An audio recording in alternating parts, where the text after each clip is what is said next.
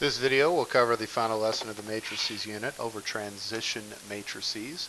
Now, this is also labeled the Introduction to Markov Chains. Now, a Markov chain is a probability problem that involves a little bit of probability, conditional probability specifically, a little bit of graph theory, and a little bit of matrices. Now, we obviously have not done graph theory or conditional probability yet, so we will not be able to do an entire Markov chain. So instead, what we're introducing is the idea of a transition matrix, which is what we are able to handle. So here we have a Markov chain problem.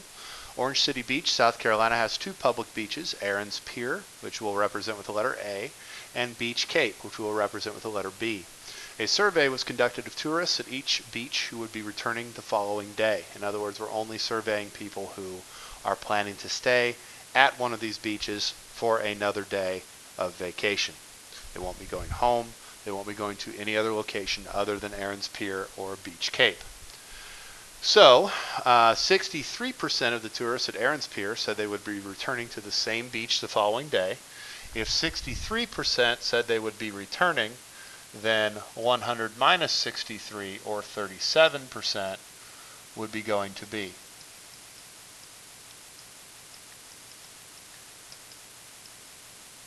Similarly, 58% of the tourists who are currently at Beach Cape said they'd be returning to Beach Cape the following day, which means 100 minus 58, or 42% of those tourists would be going to A.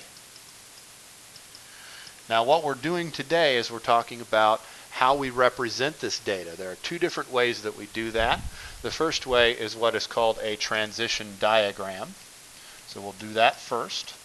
A transition diagram is a simple directed graph. And I know that we haven't done graph theory yet, but that's okay because this is a relatively simple idea. In this case, this is called a two-state transition diagram. We have two locations, Beach A and Beach B, so we have two nodes, A and B. A, we could have people that go from A to B or go from A back to A. And we have people that could go from B to A or from B back to B. This is a blank two-state transition diagram. Now what we do is we make this into a weighted digraph by writing the values from the survey data on the edges. For instance, it said 63% of the tourists at Aaron's Pier would be returning. So 63% is 0.63. So we would label the edge that starts and ends at A with 0.63 because 63% of the tourists at Aaron's Pier, 63% would be returning the following day. So we put that 0.63 on that edge. Now, we also figured out that if 63% of the tourists were going back to Aaron's Pier, that 37%, or 0.37, would be traveling from A to B. So we would put 0.37 on that edge because we said right here 37% of those people are going to be going from A to B.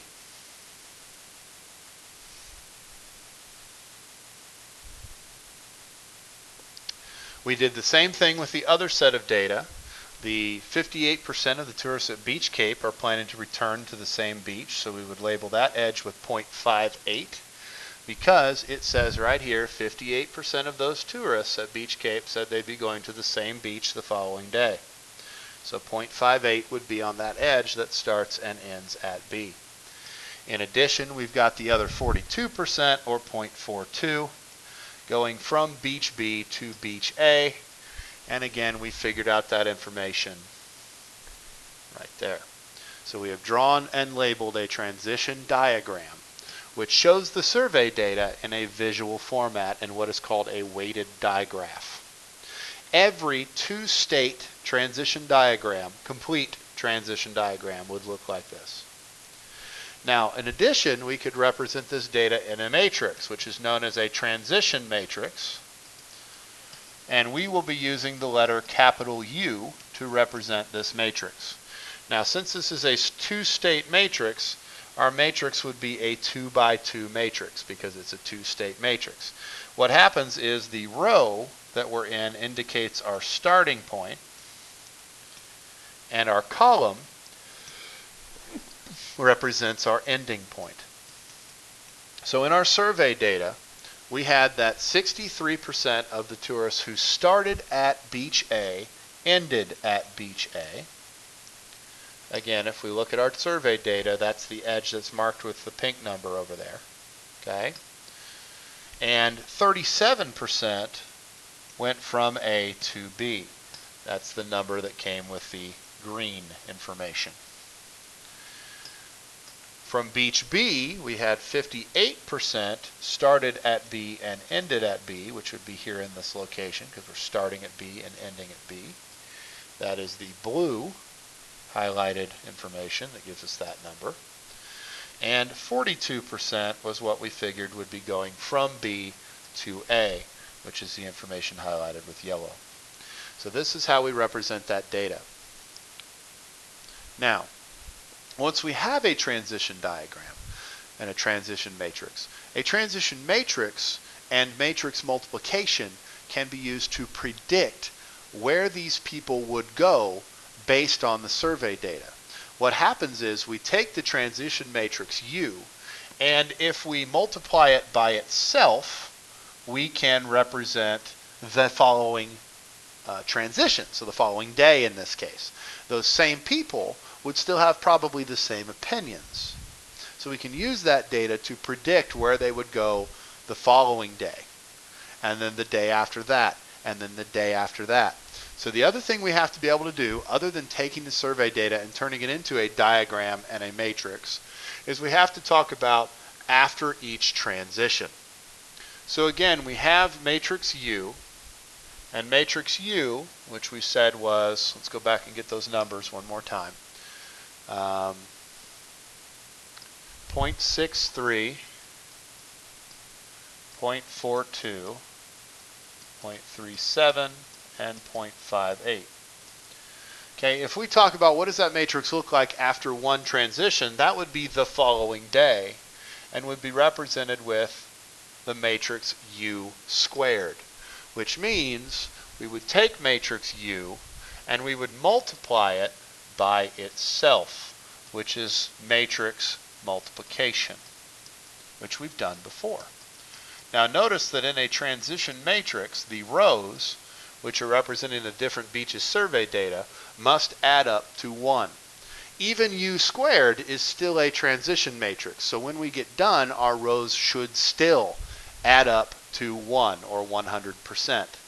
So we're going to go through here and we're going to multiply this out using matrix multiplication. And I will not be writing the zeros in front of the numbers for this.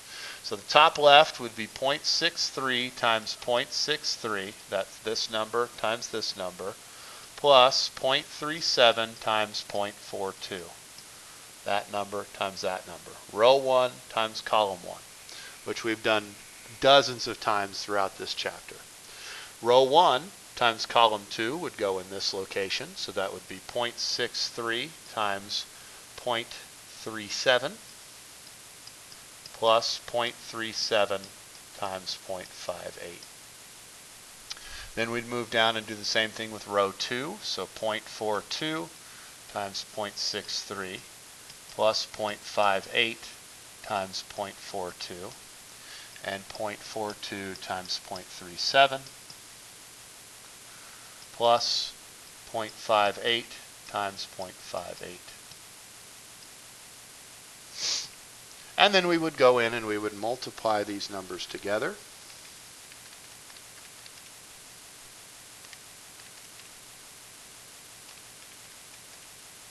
So that would be 0.5523,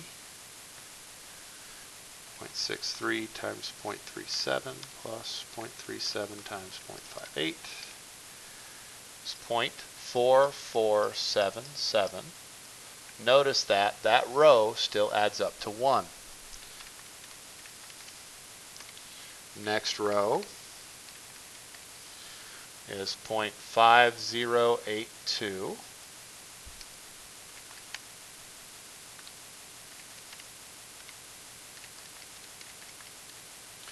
and 0.4918, which again adds up to 1.